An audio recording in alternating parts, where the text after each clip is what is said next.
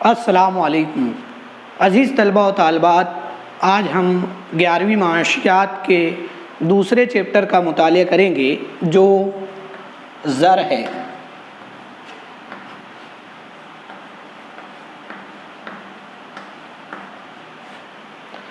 زر عام طور سے انسان کی انقلابی ایجادات میں سے ایک ایجاد ہے۔ انسان ایک سماجی جانور ہے۔ عام طور سے زر نے معاشی کارکردگی میں ایک انقلابی تبدیلی کی ہے۔ کراؤتھر کے مطابق سائنس میں آگ کی ایجاد، مشینی سائنس میں پہیوں کی ایجاد اور عام طور سے زر کی ایجاد انقلابی ایجادات میں سے ایک ایجاد ہے۔ اس طرح زر عام طور سے ہر وہ چیز جس سے اشیاء اور خدمات کی خرید و فروخت ہوتی ہے اسے زر کہا جاتا ہے۔ زر کی گردش نے تبادلے کے نظام کی دشواری کو ختم کر دیا۔ تو اس سے پہلے ہم مطالعہ کریں گے تبادلے کا نظام۔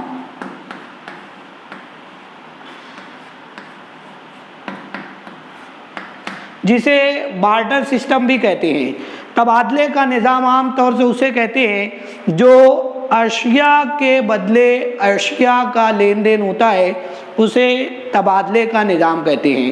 جیسے اشیاء کے بدلے اشیاء کا لین دین، مثال کے طور پر چاک کے بدلے ڈسٹر لینا، تو یہ دونوں آپس میں ایک دوسرے سے ہم تبادلہ کریں گے تو وہ تبادلے کا نظام کہلائے گا۔ جس وقت زر کا وجود نہیں تھا اس وقت تبادلے کا نظام رائج تھا، اور تبادلے کے نظام میں معیشت جو تھی وہ محدود تھی۔ اس کی وجہ یہ ہے کہ آبادی اس وقت محدود تھی اور تبادلے کے نظام میں لوگ ایک دوسرے سے لین دین جو ہے اشیاء کے بدلے اشیاء کا لین دین جو ہے وہ کرتے تھے، تو تبادلے کے نظام میں بیشتر دشواریاں تھیں، جیسے دوہری خواہشات کا یکجا کرنا۔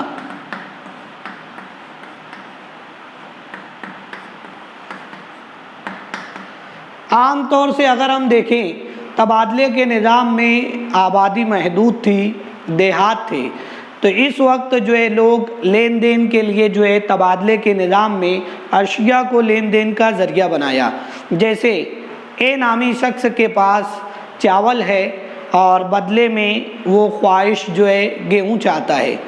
اب بی نامی شخص ہے، بی نامی شخص کے پاس گیہوں ہے لیکن بدلے میں اس کی چاول کی خواہش نہیں ہے، تو اس طرح دونوں کے درمیان تبادلہ جو ہے بہت مشکل تھا۔ اس وقت ہی تبادلہ ممکن تھا جب ایک شخص کے پاس اس کی خواہش کی چیز دوسرے شخص کے پاس ہو اور دوسرے شخص کے پاس جو چیز کی خواہش ہے وہ پہلے شخص کے پاس ہو، یعنی دونوں کی خواہشات ایک دوسرے سے ملنا چاہیے، اس وقت ہی تبادلے کے نظام میں لین دین ہونے پاتا تھا۔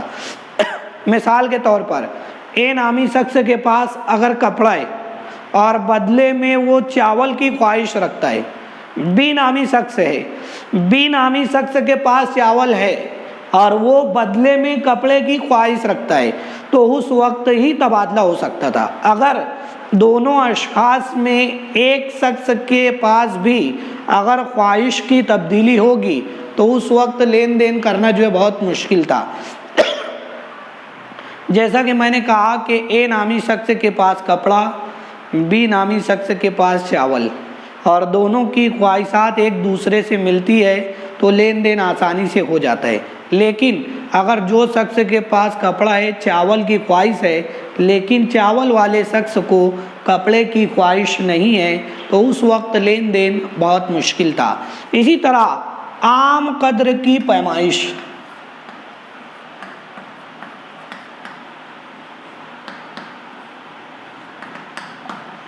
تبادلے کے نظام میں قدر کی پیمائش جو ہے بہت مشکل تھی۔ اس کی وجہ یہ ہے کہ معیشت میں ہزاروں اشیاء ہے اور ہر ایک کی قدر معلوم کرنا بہت مشکل ہے۔ جیسے 2 لیٹر دودھ کے بدلے 2 کلو چاول، تو اس وقت جو ہے ہر ایک کی قدر الگ الگ ہے، یہ پیمائش کرنا بہت مشکل تھا۔ تو تبادلے کے نظام میں چونکہ زر کا وجود نہیں تھا، اشیاء کے بدلے اشیاء کا لین دین تھا، اور معیشت میں ہزاروں اشیاء تھی، تو کس طرح لین دین کیا جائے؟ تو یہ مسئلہ جو ہے یہ بھی ایک بڑی دشواری تھی عام قدر کی پیمائش کی۔ جیسے میں نے کہا کہ 2 کلو چاول کے بدلے 2 لیٹر دودھ، تو یہ قدر جو ہے وہ ایک دوسرے کے برابر ہونا چاہیے، اس وقت ہی جو ہے وہ لین دین ہونے پاتا تھا۔ یا اگر ہم جیسے فروٹ لینا ہے، 1 سیب کے بدلے 1 انانس، تو اس طرح جو ہے یہ خواہشات میں قدر کی پیمائش جو ہے بہت مشکل تھی۔ ہر ایک کی قدر معلوم کرنا اور دوسرے کے درمیان جو ہے وہ تبادلہ کرنا مشکل تھا۔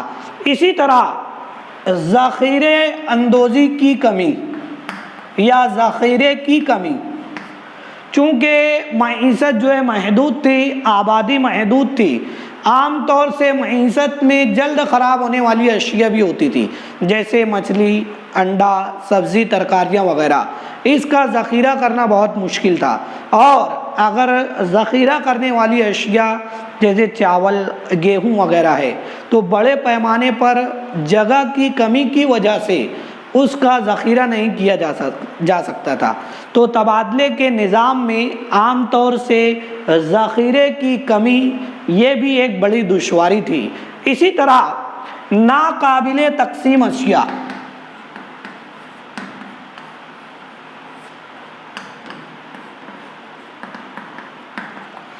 چند اشیاء ایسی تھی کہ جس کو تقسیم کر دیا جائے تو ایک شخص کو نقصان ہوتا تھا۔ جیسے مثال کے طور پر ایک شخص کے پاس گیہوں کی 1 بوری ہے اور بدلے میں وہ بکرے کی خواہش رکھتا ہے، اور دوسرے شخص کے پاس بکرا ہے لیکن وہ بدلے میں گیہوں کی آدھی بوری ہی چاہتا ہے، تو اس وقت جو ہے جس کے پاس بکرا ہے اس کو نقصان ہوگا۔ کیوں؟ کہ وہ زندہ ذخیرہ ہے، بکرا جو ہے وہ زندہ ذخیرہ ہے، ناقابل ہے، اگر اس کو تقسیم کر دیا جائے تو جس کا بکرا ہے اس کو نقصان ہو جائے گا۔ تو اس طرح دونوں کی خواہشات تو ملتی ہے، لیکن چونکہ قدر کی پیمائش، جیسا کہ میں نے کہا تھا کہ 2 لیٹر دودھ کے بدلے 2 کلو چاول، تو اس طرح بکرا اور گیہوں کی بوری دونوں کے درمیان جو ہے قدر کی پیمائش بھی برابر ہونا چاہیے، اس وقت جو ہے لین دین جو وہ آسانی سے ہو سکتا تھا۔ لیکن یہ بھی دشواری تھی کہ بکرا جو ہے ناقابل تقسیم اشیاء تھی، کیوں کہ وہ بدلے میں آدھی بوری چاہتا تھا اور اس کے پاس گیہوں کی 1 بوری تھی، تو اس طرح ناقابل تقسیم اشیاء بھی جو ہے بعض اوقات تبادلے کے نظام کی دشواری تھی۔ اسی طرح ملتوی شدہ ادائیگی کا معیار،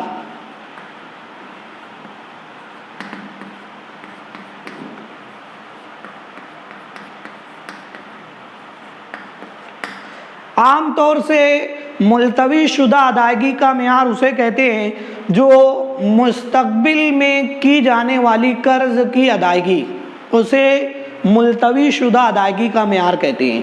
اگر ہم دیکھیں تبادلے کے نظام کی یہ ایک بڑی دشواری تھی، لوگ قرض جو لیتے تھے اشیاء کی شکل میں لیتے تھے اور واپس جو کرتے تھے وہ بھی اشیاء کی شکل میں ہی کرتے تھے۔ تو ملتوی شدہ ادائیگی کا معیار کسے کہتے ہیں؟ قرض کی ادائیگی، مستقبل میں کی جانے والی قرض کی ادائیگی، اسے ملتوی شدہ ادائیگی کا معیار کہا جاتا ہے۔ جیسے ایک شخص دوسرے شخص کو قرض دے گا، وہ اشیاء کی شکل میں دے گا، اور واپس جو لے گا وہ اشیاء کی شکل میں ہی لے گا۔ مثال کے طور پر اگر ایک شخص دوسرے شخص کو 1 تولہ سونا جو ہے وہ بطور قرض دے رہا ہے، 1 تولہ سونا قرض دے رہا ہے، اب اس کی قدر اگر ہم آج موازنہ کریں تو 1 تولہ سونے کی قیمت جو ہے، خالص سونے کی قیمت 50,000 روپیہ ہے آج کے دور میں۔ لیکن چونکہ تبادلے کا نظام، جس وقت زر کا وجود نہیں تھا اس وقت تبادلے کا نظام رائج تھا، تو اگر ہم فرض کریں کہ جس وقت ایک شخص نے دوسرے شخص کو سونا قرض دیا تو اس وقت اس کی قیمت 10,000 تھی، اور جب اس کو واپس کر رہے ہیں سپوز کر لو 1 سال کے بعد، تو وہ 1 تولہ سونا ہی واپس کرے گا۔ لیکن اگر اس کی قدر بڑھ گئی سپوز کر لو 10,000 سے 15,000 روپیہ ہو گئی، تو جس کا سونا تھا اس کو جو ہے فائدہ ہوگا اور واپس کرنے والے کو نقصان ہوگا۔ کیوں کہ جس وقت اس نے سونا لیا تھا اس وقت اس کی قدر 10,000 تھی، لیکن جس وقت وہ واپس کر رہا ہے اس کی قدر ہو چکی 15,000۔ تو ملتوی شدہ ادائیگی کے معیار میں عام طور سے قرض لینے یا دینے والے کو دونوں کو کسی بھی ایک کو نقصان ہوتا تھا۔ تو زر کی ایجاد نے ان تمام دشواریوں کو ختم کر دیا، اس لیے زر کی ایجاد کو ایک انقلابی ایجاد اور انقلابی تبدیلی بھی کہا جاتا ہے۔ اس کے بعد زر کی مختلف تعریفیں، مختلف ماہرین معاشیات نے زر کی مختلف تعریفیں کی ہیں، جیسے پروفیسر کراؤتھر کی تعریف۔ پروفیسر کراؤتھر نے زر کی سب سے اہم تعریف پیش کی ہے۔ اس نے اپنی تعریف میں زر کے تمام کام کو سمو دیا ہے۔ ایک جملے میں اس نے زر کی تعریف اس طرح بیان کی ہے کہ ہر وہ چیز جو بڑے پیمانے پر تبادلے کے ذریعے کے طور پر استعمال ہو، ہر وہ چیز جو بڑے پیمانے پر تبادلے کے ذریعے کے طور پر استعمال ہو اور جس میں عام قدر کی پیمائش اور ذخیرے کی قدر ہو، اسے زر کہا ہے اس نے۔ تو زر کے کام میں یہ تمام چیزیں جو ہے شامل ہے۔ جس وقت زر کی ایجاد ہوئی، تبادلے کی تمام دشواریوں کو زر نے ختم کر دیا اور زر بڑے پیمانے پر تبادلے کے ذریعے کے طور پر استعمال کیا جاتا ہے۔ آج کسی بھی چیز کی ہمیں قیمت معلوم کرنا پڑتی ہے، زر کے توسط سے بآسانی ہم اس کا تبادلہ کر سکتے ہیں۔ عام قدر کی پیمائش، عام طور پر زر کی قدر کی پیمائش، زر جو ہے ایک حسابی اکائی ہے اور بھارت میں زر کی قدر کی پیمائش روپیے میں کی جاتی ہے، یعنی زر کا حسابی پیمائش جو ہے وہ روپیہ ہے۔ اسی طرح ذخیرہ، بڑے پیمانے پر ہم زر کا ذخیرہ کر سکتے ہیں، یعنی زیادہ تعداد میں روپیہ جو ہے ہم محفوظ رکھ سکتے ہیں۔ تو اس لیے کراؤتھر نے ان تمام چیزوں کو ایک جملے میں وضاحت کر دی۔ دوبارہ کہہ رہا ہوں، ہر وہ چیز جو بڑے پیمانے پر تبادلے کے ذریعے کے طور پر استعمال ہو، اس میں عام قدر کی پیمائش اور ذخیرے کی قدر ہو، اسے زر کہا گیا ہے۔ اسی طرح پروفیسر واکر کی زر کی تعریف بھی ہے۔ پروفیسر واکر نے زر کی تعریف اس طرح کی ہے کہ زر وہ ہے جو زر کرتا ہے۔ اب اس جملے سے ہم اس کی وضاحت کرنا ہے کہ واکر نے کہا ہے کہ زر وہ ہے جو زر کرتا ہے۔ اس جملے کو عام طور سے امتحان میں وجوہات کے لیے بھی جو ہے پوچھا جاتا ہے۔ تو سب سے پہلا جو جملہ اس نے کہا ہے، زر وہ ہے جو زر کرتا ہے۔ تو عام طور سے زر کیا ہے؟ زر میں عام قبولیت کا درجہ ہے۔ زر کو لینے سے کوئی انکار نہیں کر سکتا۔ آج ہم زر کسی کو بھی دیں گے، آج جو زر گردش میں ہے، جیسے 10 روپے کی نوٹ سے لے کر 2000 روپے کی نوٹ تک، اس پر عام طور سے جو ہے عام قبولیت کا درجہ ہے، اسے لینے سے کوئی انکار نہیں کر سکتا۔ کیوں کہ زر کے پیچھے قانون کی پشت پناہی ہے۔ عام طور پر اگر ہم 10 روپے کی نوٹ پر دیکھیں تو حکومت کا وعدہ لکھا ہوا ہے، اس پر لکھا ہوتا ہے اگر 10 کا نوٹ ہے تو لکھا ہے میں دھارک کو 10 روپیہ ادا کرنے کا وچن دیتا ہوں، اور انگلش میں لکھا ہوا ہے I promise to pay the sum of 10 rupees۔ تو اس لیے اگر کوئی لینے سے انکار کرتا ہے تو ہم اس کی کمپلین کر سکتے ہیں، صارف ایکٹ کے تحت اس کو سزا ہوگی، جرمانہ دینا پڑے گا۔ تو اس لیے زر میں عام قبولیت کا درجہ ہے، زر لینے سے کوئی انکار نہیں کر سکتا۔ جو زر کرتا ہے عام طور سے زر تبادلے کا ذریعہ ہے، یعنی زر کے توسط سے جو ہے ہم لین دین کرتے ہیں۔ تو اس طرح آج ہمیں کوئی بھی چیز خریدنا ہے، صرف ہمیں قیمت معلوم کرنا پڑے گی اور بآسانی زر کے توسط سے تبادلہ ہو جاتا ہے۔ اس طرح زر کا ارتقاء کس طرح ہوا؟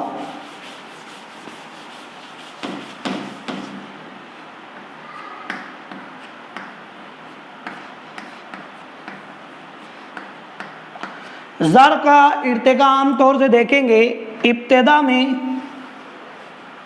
زر کو جانور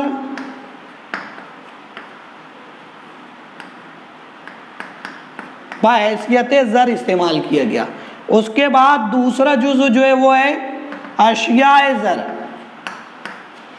تیسرا جزو جو ہے وہ ہے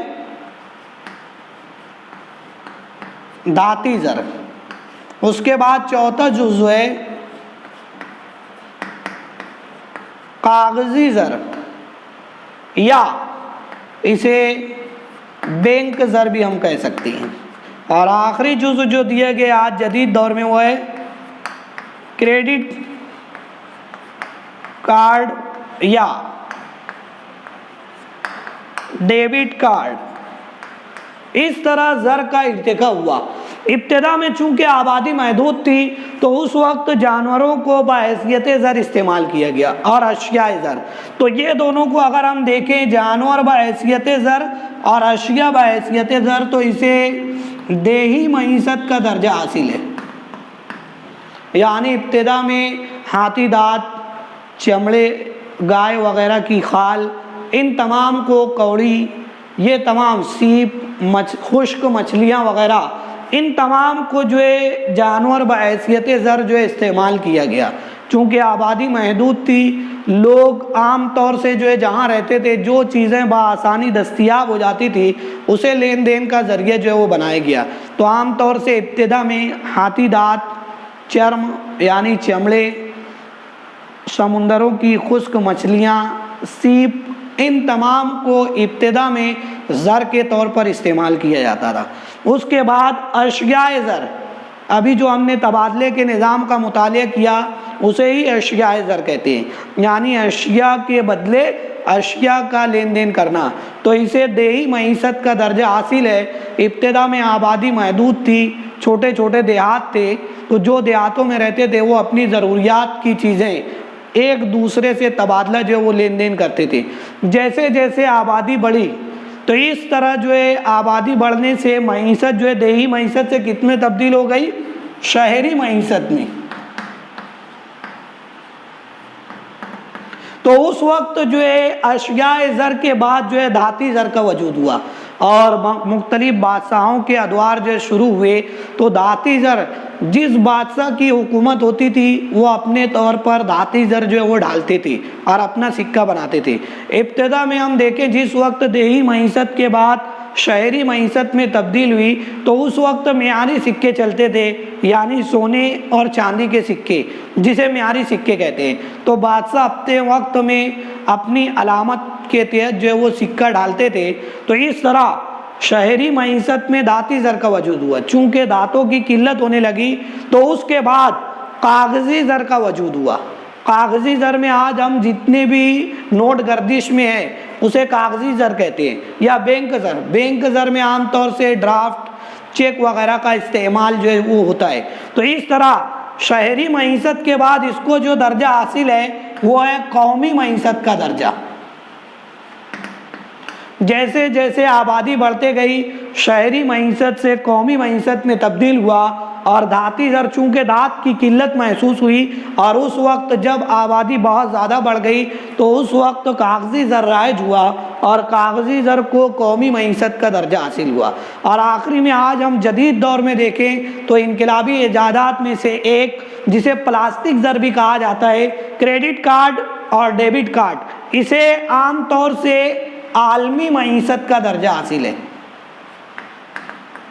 یعنی بین الاقوامی پیمانے پر لین دین کیا جا سکتا ہے۔ کریڈٹ اور ڈیبٹ کارڈ دونوں میں یہ فرق ہے کہ کریڈٹ کارڈ جو ہوتا ہے اگر ہمارے کھاتے میں بیلنس نہیں ہے تو بھی ہم زائد پیسہ جو ہے نکال سکتے ہیں، اسے کریڈٹ کارڈ کہا جاتا ہے۔ اور ڈیبٹ کارڈ عام طور سے اسے کہتے ہیں جس میں ہمارے کھاتے میں جتنا بیلنس ہے اس کے تحت جو ہم پیسہ نکال سکتے ہیں۔